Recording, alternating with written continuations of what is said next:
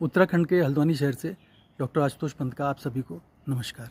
हर साल 5 जून को विश्व पर्यावरण दिवस मनाया जाता है और इस दिन लाखों की संख्या में हमारे देश में भी पौधे लगाए जाते हैं। आपने अनुभव खुद किया होगा कि इन पौधों में से 1-2% पौधे भी नहीं बच पाते और उसका कारण ये है कि इस समय हमारे क्षेत्र में, खासकर उत्तर भारत, मध्य भारत और पश्चिमी भारत में इतनी कड़ी धूप पड़ती है, इतना जमीन तपी हुई होती है कि पौधों का बचना नामुमकिन होता है। पुराने पौधे जो लगे होते हैं 2-3 साल के, उनको ही बचाना बड़ा भारी रहता है, तो नए पौधे तो लगा करके उनको बचाना बड़ा ही नामुमकिन सा होता है। लेकिन फिर भी पिछले 10-12 साल से ये ज़्यादा ही चलन हो गया है कि पर्यावरण दिवस को एक पौधरोपण के दिवस के तौर पे मनाया जाने लगा है। ये बहुत अच्छी बात है कि लोग पर्यावरण के प्रति जागरूक हो रहे हैं, उसका संरक्षण करना चाहते हैं, तो मैं उनका तहे दिल से इस्तकबाल करता हूँ, उनको सलाम करता हूँ।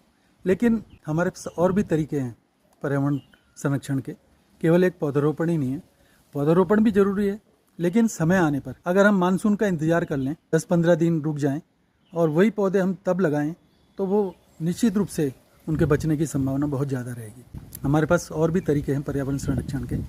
हम कूड़ा ना फैलाएं, पॉलीथीन के प्रयोग को रोकें, लोगों को बिजली पानी बचाने के लिए जागरूक करें, हम प्रदूषण रोकने की कोशिश करें, अपनी नदियों को साफ करने का, तालाबों को साफ करने का अभियान चलाएं। तो ये भी एक प्रयास है जो कि सार्थक प्रयास हैं।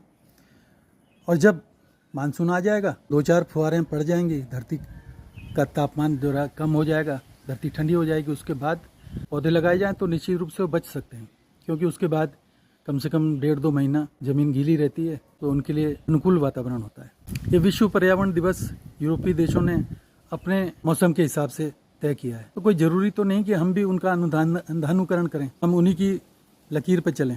हम उसको अपनी तरह से मॉडिफाई करके, अपनी तरह से थोड़ा सा वो करके, चेंज करके उसमें हम खुद अपने हिसाब से कर सकते हैं। मानसून आने के बाद हम पौधरोपण करें और इस समय हम लोग जो है अन्य उपाय अपनाएं पर्यावरण संरक्षण के, जागरूकता के। बच्चों को भाषण प्रतियोगिता, चित्रकला प्रतियोगिता से इसके लिए जागरूक करें पर्यावरण संरक्षण के लिए, और बहुत सारे उपाय हैं। तो मेरा आप लोगों से विनम्र अनुरोध है कि कृपया पेड़ पौधे जो लगाएं। धन्यवाद।